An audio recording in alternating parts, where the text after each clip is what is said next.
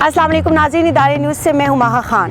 वैसे तो हम आपके लिए हर रोज़ डिफरेंट टॉपिक लेकर आते हैं, लेकिन आज का हमारा जो टॉपिक है वो है कुकिंग, यानी कि जो घर में ख़वातीन कुकिंग करती हैं उनको दरपेश मसाइल का हल। जी हाँ नाज़रीन, बहुत सारी ऐसी ख़वातीन हैं जो कि कुकिंग में तो एक्सपर्ट होती हैं, लेकिन उनको भी कभी कभार किसी न किसी मसले का सामना करना पड़ता है। इसी के हल के लिए हमारे साथ आज मौजूद हैं शेफ़ इशफाक कियानी। जी सर, तो आज हम आपसे जानेंगे बहुत से मसाइल का हल। अस्सलाम वालेकुम, कैसे हैं आप?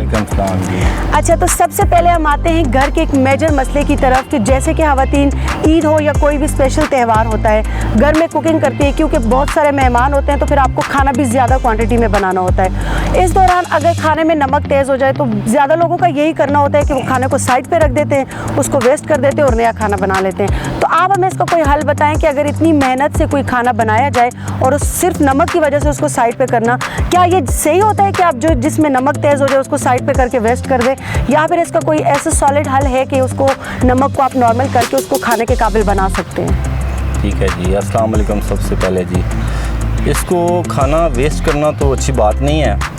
इसको आप पहले खाना किस तरह का बनाया, अगर उसमें पानी ऐड हो सकता है तो शोरबा बना सकते हैं, तो ज़्यादा शोरबा बना लें।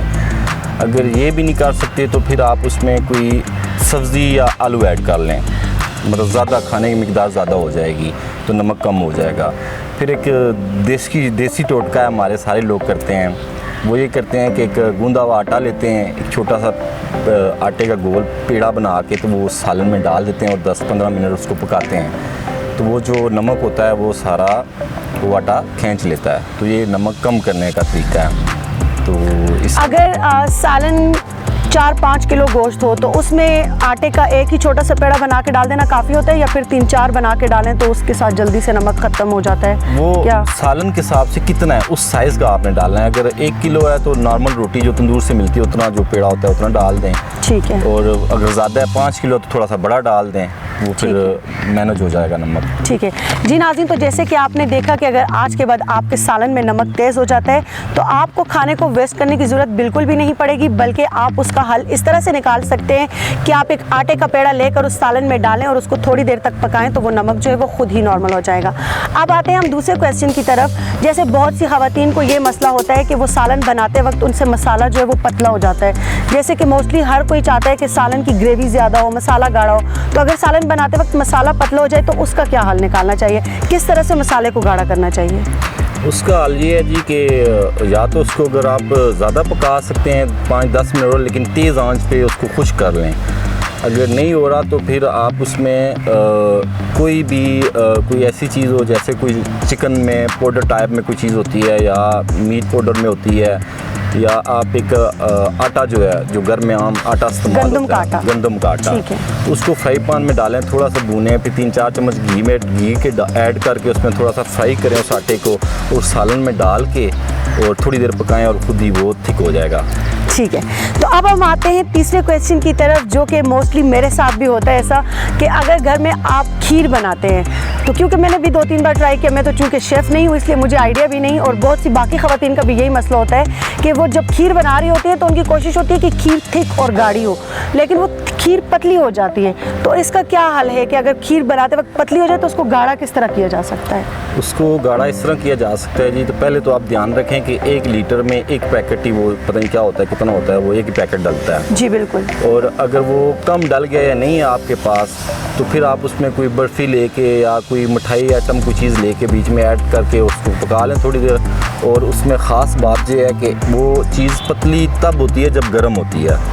आप उसको बाउल में डाल के फ्रीज़र में रख दें ऊपर आधा घंटा, जब फ्रीज़र में रखेंगे तो वैसे ही वो जम जाएगी सारी। ठीक है, यानी कि अगर बनाते वक्त खीर पतली भी है, जब वो बाउल में डालने के बाद फ्रीज़र में रख दी जाएगी तो वो गाढ़ी हो जाएगी। बिल्कुल, वो गाढ़ी हो जाएगी। फिर भी मसला हल नहीं हो रहा तो जैसे मार्केट से आम मिल जाते हैं फ्रूट केक्स, इसके स्लाइस 3-4 बीच में डाल के सीधे वो तोड़ने नहीं है, वो सीधे बीच में खड़े कर दें और फ्रीज़र में रख दें आधा घंटा। ठीक है, तो अब हमारा नेक्स्ट क्वेश्चन ये है कि जैसे आपको पता है डिफरेंट जो चीज़ें होती हैं खाने की, हर तरह की ख़वातीन को बहुत शौक़ होता है किस्म किस्म के खाने बनाने का। अब आपने हमें बता दिया कि मसाला गाढ़ा कैसे करना है और खीर अगर पतली है तो उसको हम कैसे गाढ़ा कर सकते हैं। तो जैसे कि बहुत सी ख़वातीन का ये भी मसला होता है कि उन्होंने कुछ बनाना तो होता है लेकिन उनके पास चीज़ें पूरी नहीं होती, जिसकी वजह से वो चीज़ें बीच में रह जाती हैं। इसी से रिलेटेड हमारा आज का एक टॉपिक है, जो चीज़ एक पूछना मैं आपसे चाह रही हूँ कि कटलेट्स बनाते वक्त जैसे कि आलू और अंडे दोनों चीज़ें चाहिए होती हैं, बाकी चीज़ें चाहिए होती हैं, लेकिन मेन आलू और अंडे होते हैं। तो अगर हमने आलू काट कर रख दिए कटलेट्स के लिए और अंडे हमारे पास नहीं है और हमने कटलेट्स बनाने, क्योंकि गेस्ट जो है हमने उनके मेन्यू में कटलेट्स ऐड किए हुए, तो कटलेट्स मतलब फ़ौरन से विदाउट एग क्या कटलेट्स बनाना पॉसिबल है? हाँ जी बिल्कुल है। उसमें इस तरह करें आप कि अगर वो कटलेट्स लेके एक बेकिंग पाउडर होता है या जिसको मैदा कहते हैं वो है, और आटा भी है, वो एक प्याले में डालें और उसमें आप उसको डिप कर लें खुश्क, उस पर उसके ऊपर लगा के और वो आप फ्राई कर लें। वो मतलब ना खुलेगा और ना टूटेगा। ठीक है, यानी कि अंडे के बगैर भी कटलेट्स आप रेडी कर सकते हैं। ठीक है जी, ये तो थे कुछ ख़वातीन के मसाइल।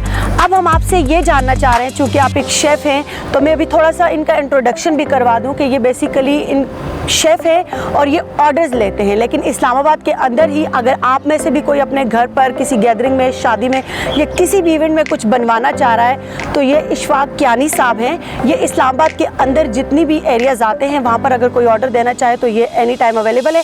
आप हमें कमेंट बॉक्स में बता सकते हैं अपना कंप्लीट एड्रेस, अपना कॉन्टैक्ट डिटेल्स, और ये इंशाल्लाह आ जाएंगे।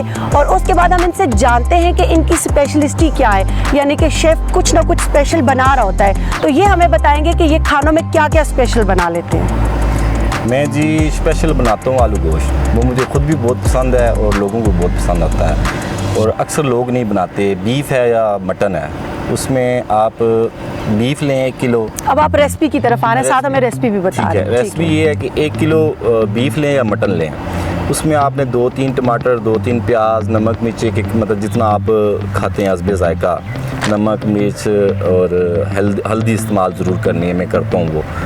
और उसमें गरम मसाला, उसमें दालचीनी और ज़ीरा ये ऐड कर लें, और ये सारा कुछ डाल के पतीले में और 1-2 गिलास पानी के या 1 लीटर कर लें, वो डाल के चूल्हे पर रख दें। जब पानी खुश्क हो भून लें उसको थोड़ी देर, फिर आलू ऐड कर लें कटे हुए, और बस उसको हल्की आंच पे दम दे दें, तो वो मेरा ख्याल है कि आधे घंटे में तैयार हो जाता है। Thank you so much sir, आपका टाइम देने का बहुत बहुत शुक्रिया। जी नाज़रीन, तो आज हमने डिस्कस किए उन घरेलू ख़वातीन के कुछ मसाइल जो कि कुकिंग में एक्सपर्ट तो होती हैं, लेकिन कहीं ना कहीं उनको भी किसी न किसी मसले का शिकार हो जाता है। अगर आप में से भी किसी को इस तरह के किसी मसले का सामना था, तो अब आपके मसाइल का हल आपके सामने है। इस तरह की मज़ीद इंफॉर्मेटिव वीडियोज़ देखने के लिए हमारे चैनल को सब्सक्राइब करना मत भूलिए। Stay tuned.